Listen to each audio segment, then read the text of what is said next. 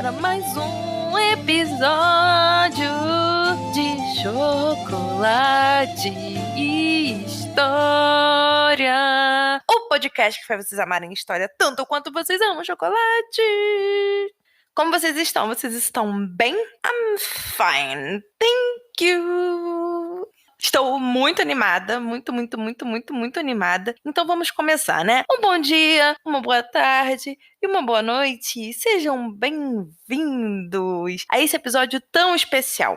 Tão especial. Sim, esse episódio é o episódio que completa 1 ano de Chocolate História.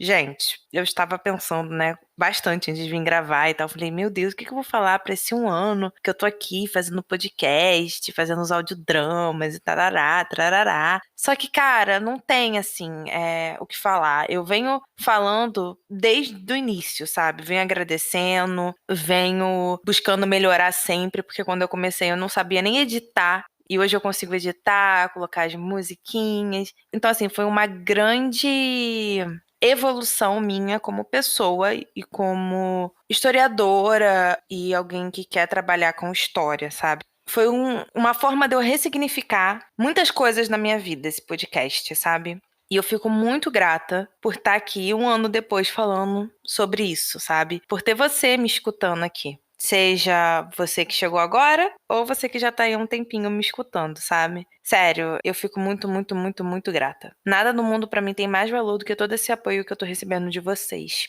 Nós alcançamos 100 seguidores no Instagram, estamos sempre aí trabalhando pra melhorar, pra trazer vários outros conteúdos pra vocês. Então eu tô muito feliz de poder estar construindo isso e ter pessoas como vocês que me escutam ao meu lado. Então, primeiro de tudo, é esse recadinho que eu queria dar. Aí agora eu gostaria de parabéns, uhul, parabéns, uhul, hoje é o seu dia, que dia mais feliz, tananana, parabéns pra você, nessa data querida, muitas felicidades, muitos anos de vida, chocolate história, tananana.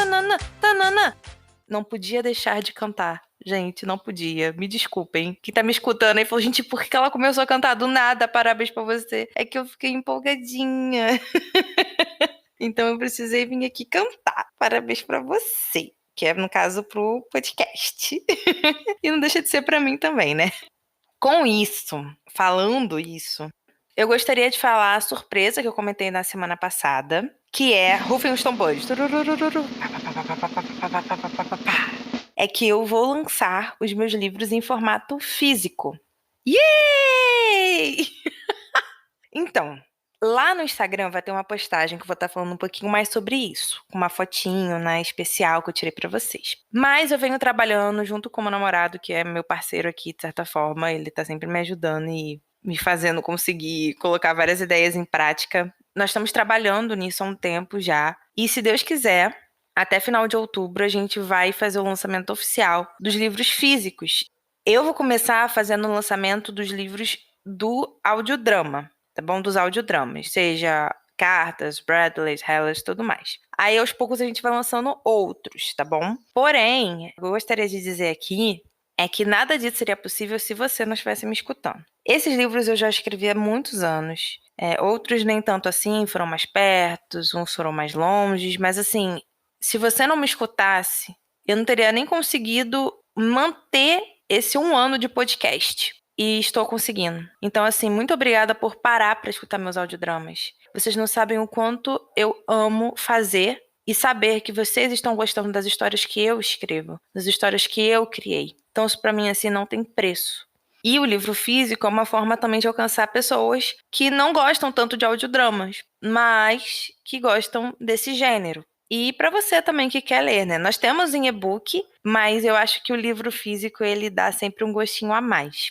Então a grande novidade é essa, de que nós vamos lançar os audiodramas, né, em livro físico. Mais informações, bonitinho, com fotinho, tá tudo no Instagram, tá, gente? Mas aos poucos eu venho trazendo para vocês as novidades de quando vai ser e tudo mais, mas é só para ser tipo um presente de aniversário, sabe? Um presente de aniversário. Meus livros físicos. E tá sendo uma das coisas mais lindas que eu tô falando da minha vida, porque eu sempre sonhei em ter livros físicos. E hoje eu tá podendo fazer isso, aos pouquinhos, devagar, mas ainda assim podendo fazer isso, não tem preço. É uma realização, assim, imensurável, inenarrável, tá bom?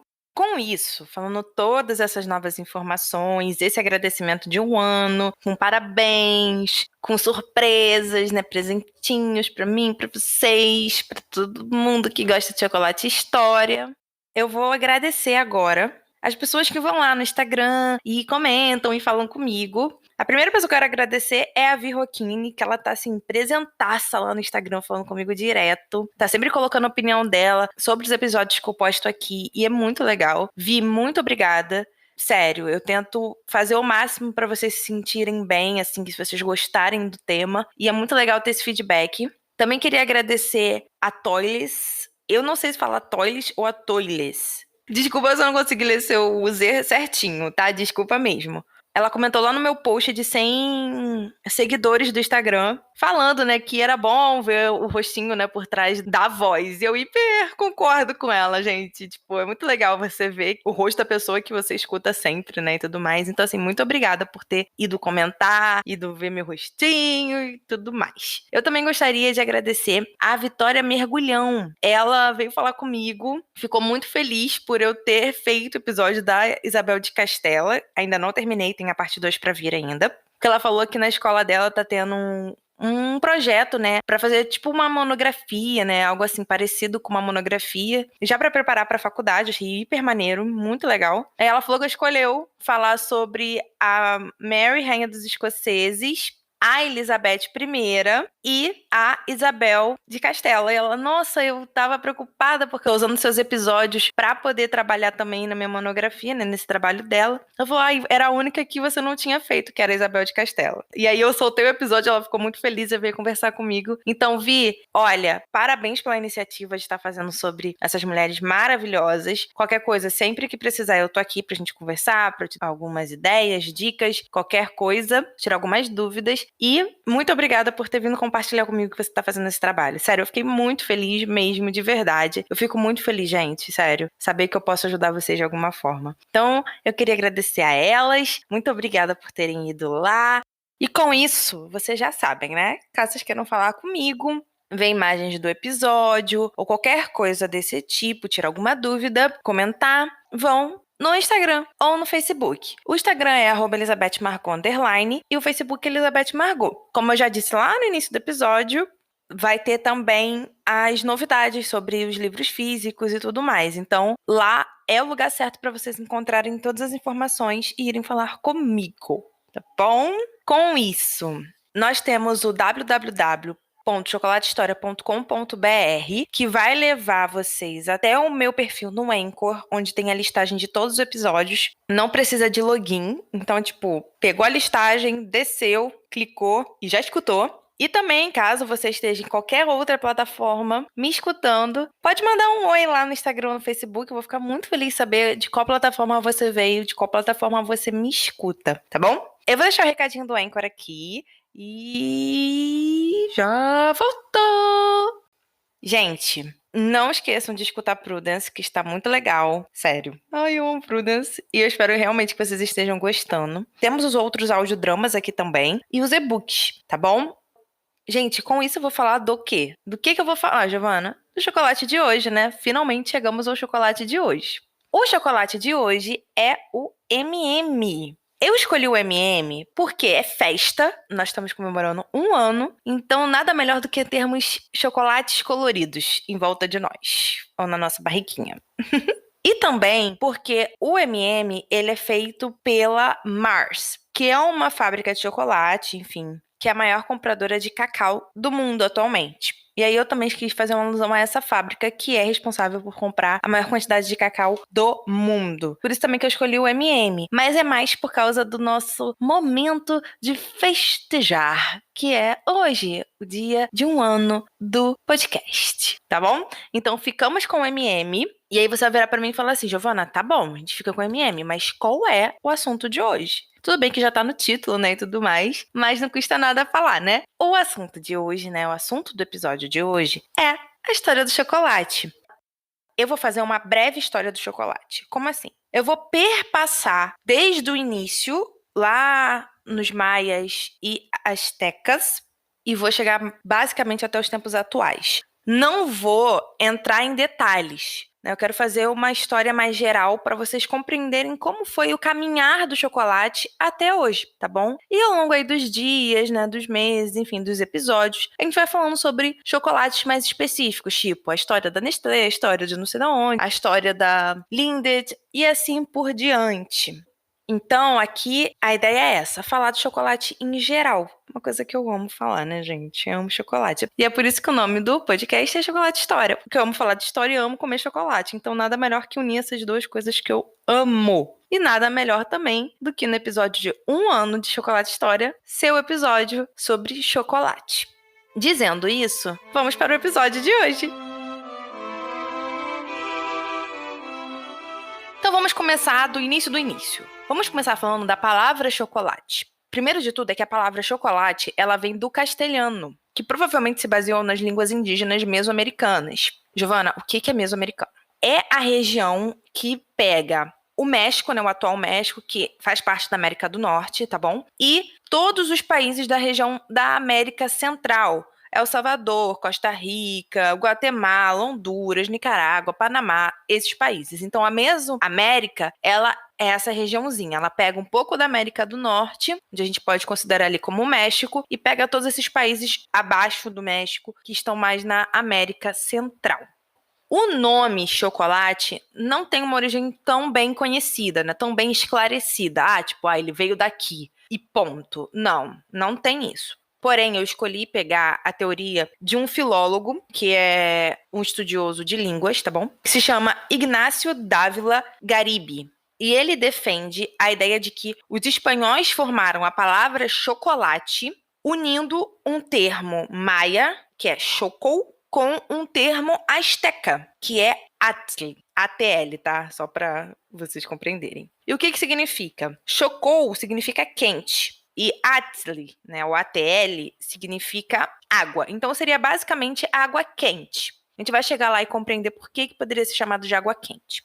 Mas por que eu segui essa linha? Porque quando a bebida começou a se difundir, né, a se espalhar pela Europa, ser conhecida pelos europeus, lá pelo século XVI, o cacau, né, que é a semente base do chocolate, nunca foi citada. Sempre já foi citada como chocolate. E isso vem da Espanha. Porque na América, para os povos da América, né, os povos indígenas da América, eles usavam mais o cacau, né, o nome de cacau. Não exatamente cacau, tá, gente? Mas assim, o nome do chocolate baseado através do cacau, tipo, cacau slash. Algo assim, entendeu? E na Espanha não, já foi levado como chocolate. Seguindo, o chocolate é uma forma de preparar as sementes do cacau, né? Não é pegar a semente do cacau e pronto, já tem chocolate. Não é isso. É uma manipulação que ocorre com essas sementes, que aí vai gerar o chocolate. Ele pode ser feito de forma líquida, de forma pastosa e de forma em barra, né? E por incrível que pareça, a forma mais comum de se usar o chocolate, pelo menos ao longo das décadas, principalmente no início da sua descoberta, né, foi a forma líquida e amarga. Não pensa no chocolate doce que a gente conhece hoje, tá? Pensa no chocolate, sei lá, 90%. Então, não é amargo pra caramba? Então, cacau é por aí. O uso do chocolate, né, o uso da semente do cacau, vai datar de mais de 1100 a.C., tá? Nas Américas. Tem sítios arqueológicos que encontram resquícios disso até hoje, tipo, resquícios de antes de Cristo.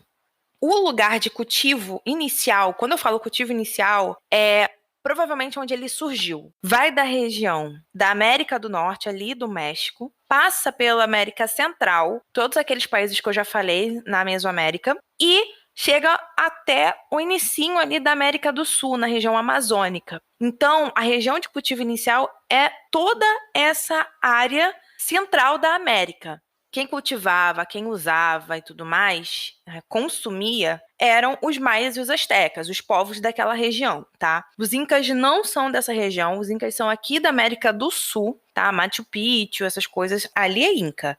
No México, ali na América Central, é maia e asteca. Tá bom? Não necessariamente na mesma época, tá? Mas os povos que viveram ali são esses dois. E eles usavam o cacau muito no sacrifício humano. Isso é uma curiosidade que eu quis trazer porque eu achei assim muito legal. Isso era comum tanto no maia quanto no asteca, usar o cacau dentro do sacrifício humano.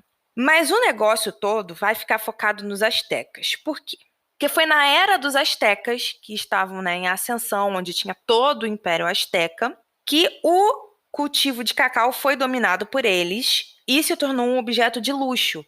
E aí esse cacau ele vai ser usado para duas coisas: para moeda e para tributo. O que acontece quando você usa uma semente para moeda? Você taxa um preço, por exemplo, um coelho é igual a 10 sementes de cacau. E pagar o tributo é 100 sementes de cacau. E aí você utiliza essas sementes como moeda de troca, porque tem um valor, né? Elas são consideradas raras e luxuosas, então elas têm um valor para aquela sociedade.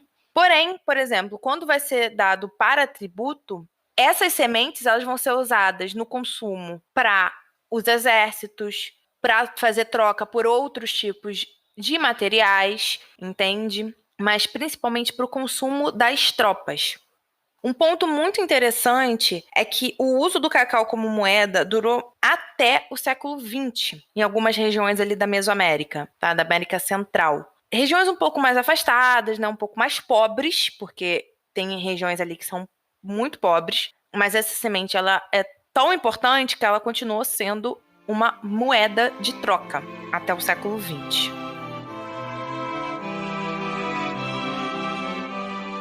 O nosso querido Cristóvão Colombo, que foi até a América e tudo mais, achando que tinha chegado na Índia, ele teve um contato com o cacau e trouxe a curiosidade de que os astecas davam uma importância muito forte para essa semente, mas ele não conseguiu compreender o porquê.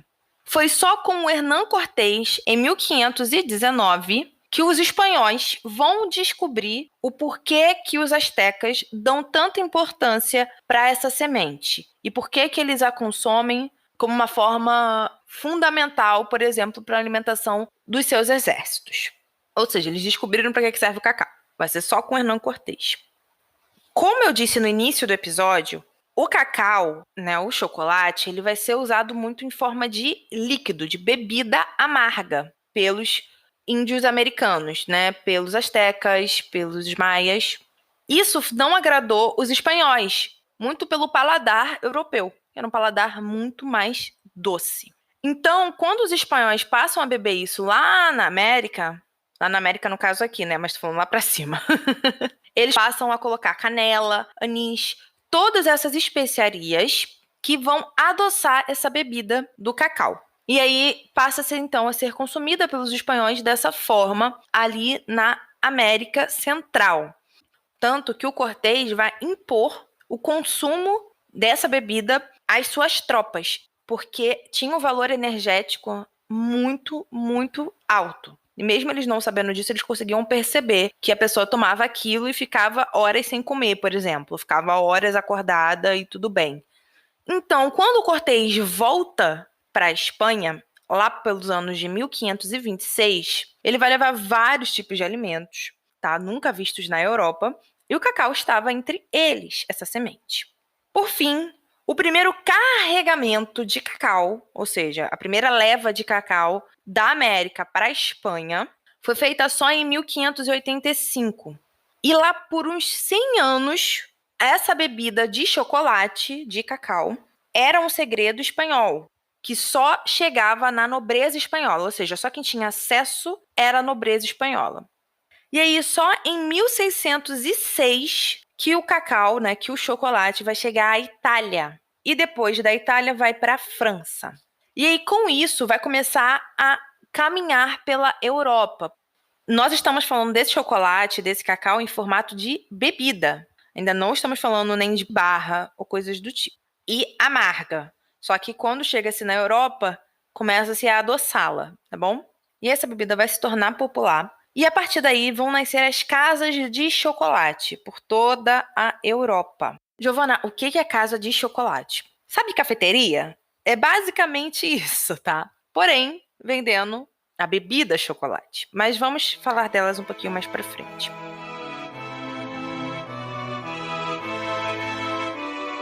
Por um longo período, os espanhóis foram os principais cultivadores de cacau na América Central e no mundo inteiro. Porém, com os anos passando, a produção na América Central, ali na Mesoamérica, ela não era o suficiente. Então, esses espanhóis eles vão levar o cacau para o Equador e para a Venezuela, para ser plantado lá. Os holandeses vão passar a contrabandear cacau. Os espanhóis vão expandir o cultivo para as ilhas do Caribe. E os portugueses vão passar a cultivar o cacau no Pará, aqui no Brasil.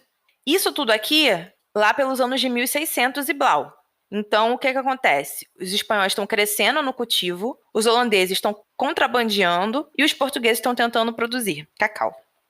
É que acontece? No século XVII, o chocolate ele vai passar a fazer parte das receitas de doce, ou seja, agora ele vai começar a ser implementado na culinária, mais especificamente na culinária de doce, de sobremesa. E vai continuar fazendo sucesso por toda a nobreza europeia. Toda a nobreza vai amar consumir chocolate, tanto em forma de bebida e agora como doce. Avisando que não é o chocolate doce que a gente consome. Vamos lá. Com esse aumento de consumo, com o chocolate bebida e agora fazendo parte de doce, a Inglaterra, a França e a Holanda vão passar a cultivar cacau nas colônias delas. Isso vai ser um movimento que vai começar a ocorrer por causa do aumento de consumo nos seus países, e eles vão falar, não quero depender da Espanha para ficar trazendo o cacau para cá, trazendo chocolate para cá. Então, o que eu vou fazer? Vou passar a cultivar o meu nas minhas colônias. Com esse aumento na produção, o preço vai cair.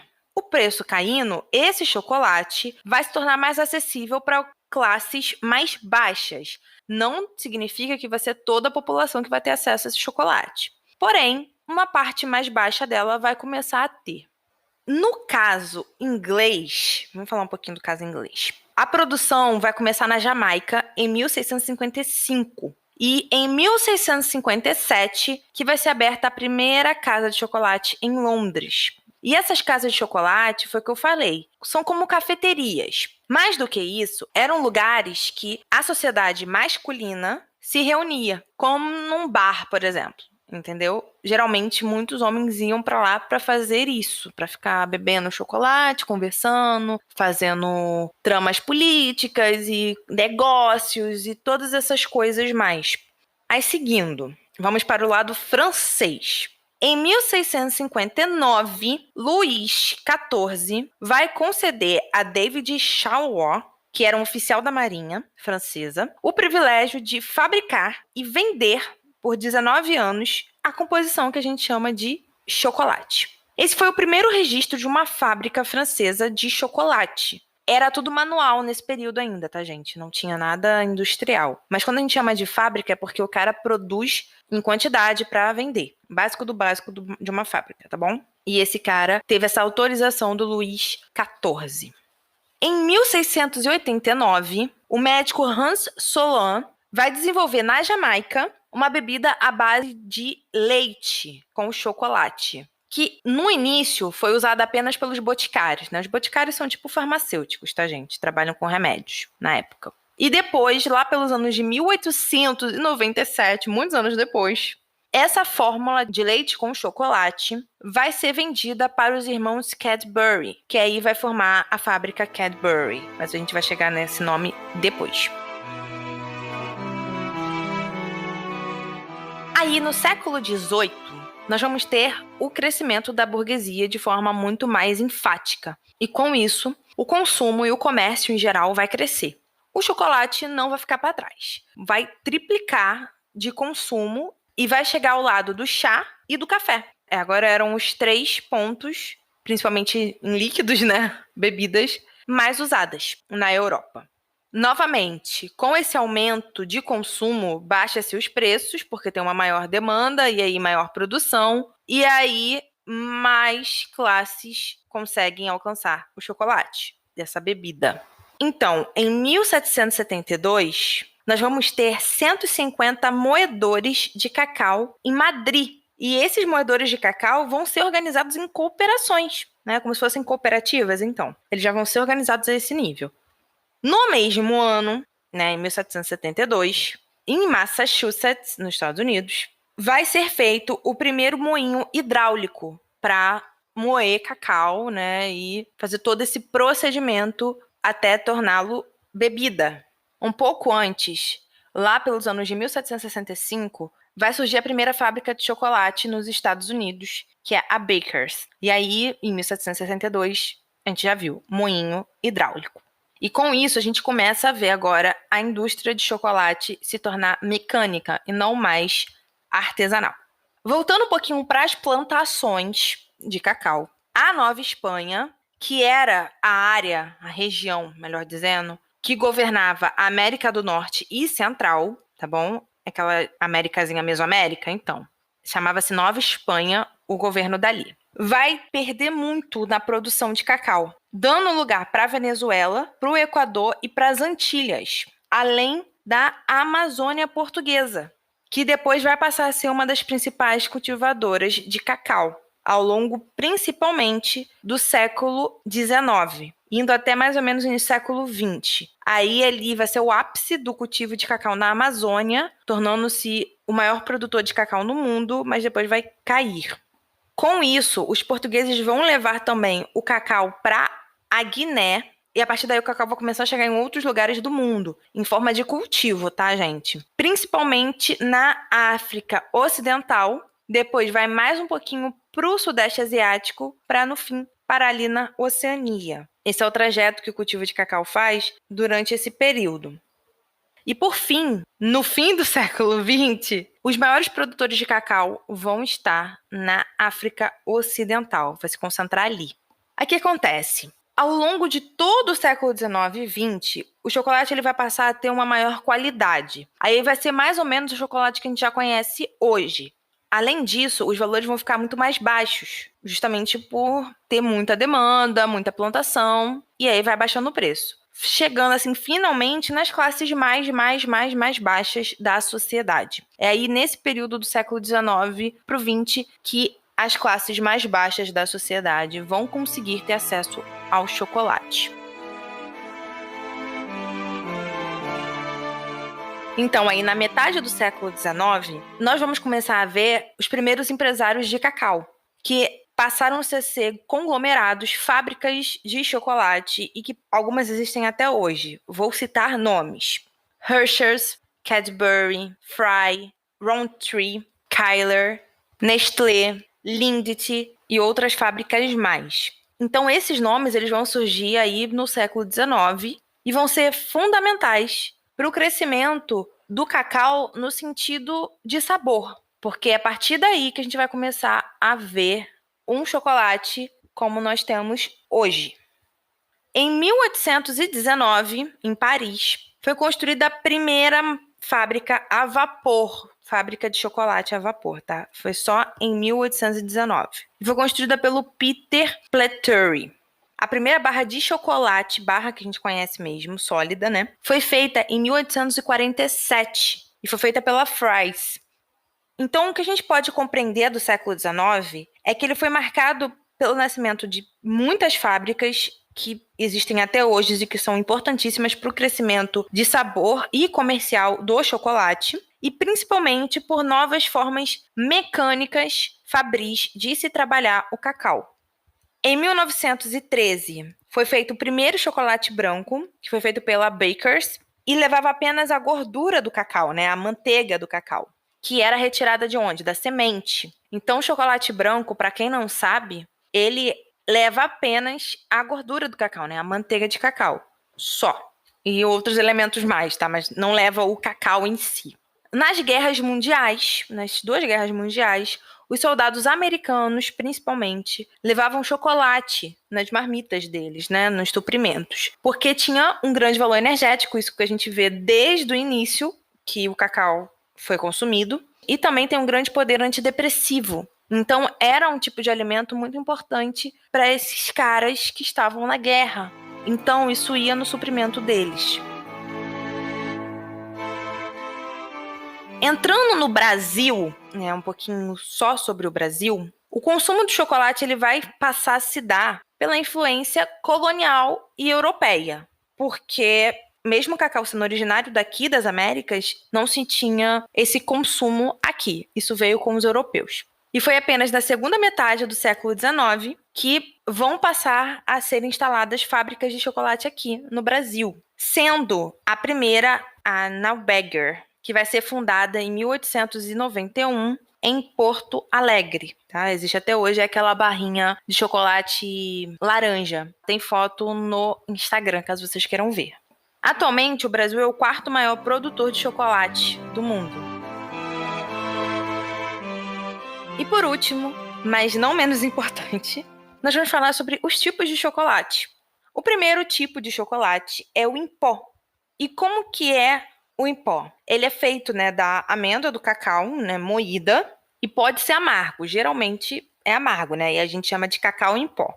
E se ele for doce, vai ser já uma mistura de cacau com açúcar. Aí ele passa a ser chocolate em pó. Aqui eu não estou falando de achocolatado, tá? De Nescau, essas coisas. Não estou falando disso. Estou falando de chocolate mesmo, cacau. Na forma sólida, nós temos o amargo, que vai ser feito com os grãos de cacau e não vai ter adição de leite. Vai levar apenas um pouco de adição de açúcar. Mais importante que isso é compreender que existem níveis de adição de açúcar. Por exemplo, cacau amargo 70%. Então, é 70% de cacau mais tantos outros por cento de açúcar. E assim sucessivamente, né? Varia. Temos o chocolate ao leite, que leva leite em pó ou leite condensado. Um desses dois, tá? E temos o chocolate branco, que leva manteiga de cacau, leite, açúcar e outras coisinhas mais industrializadas. E é considerado o mais doce e o mais cremoso de todos. Mas, novamente, não leva cacau. Gente, com isso nós terminamos o episódio de hoje. Eu espero que vocês tenham gostado dessa breve história do chocolate, né, do cacau. Quis perpassar por todas as eras que o cacau esteve presente e trabalhar suas mudanças, enfim, né? Sua influência também na sociedade. Como eu disse no início, aos poucos a gente vai falando sobre outras questões de chocolate. Por exemplo, a história da Nestlé, a história da Garoto, enfim. História de outras fábricas que existem, que são tão importantes para a história do próprio chocolate. Mas que aí ia perder muito o sentido, né? Quis falar só do chocolate mesmo e sua caminhada até os dias atuais. Tá bom? Gente, eu espero real que vocês tenham gostado. Eu espero que vocês tenham ficado também felizes com a novidade, né? Com os livros físicos que eu vou lançar. Então, fica de olho no Instagram, porque tá tudo lá bonitinho pra vocês. Tanto a imagem de episódio, quanto todas essas informações dos livros. Qualquer coisa, vocês sabem, né? É @ElizabethMargot_ o Instagram. O Facebook é Elizabeth Margot. E qualquer coisa, www.chocolatehistoria.com.br. Para todos os episódios lá, bonitinhos pra vocês. Eu espero que vocês vão até o Instagram ver a postagem sobre 1 ano de Chocolate História e que eu falo também um pouquinho dos livros lá. Espero que vocês fiquem animados para essa novidade, tanto quanto eu, porque eu tô bastante animada mesmo. É um sonho se realizando e tá sendo um sonho que eu tô correndo muito atrás, então assim, acho que não tem preço nenhum, sabe? Tá podendo falar isso pra vocês agora. Por todo o meu esforço e amor pelos meus livros, sabe? E por isso que eu amo fazer e que me ajudou muito a ressignificar a história, sabe? Que foi o podcast. Então, assim, muito obrigada por cada um de vocês que me escuta e parabéns pra mim, pra vocês e pro Chocolate História, que é esse podcast que eu tanto amo e que eu espero que esteja sempre no coração de vocês, tá bom? Então é isso. Fiquem com Deus, um grande beijo e tchau!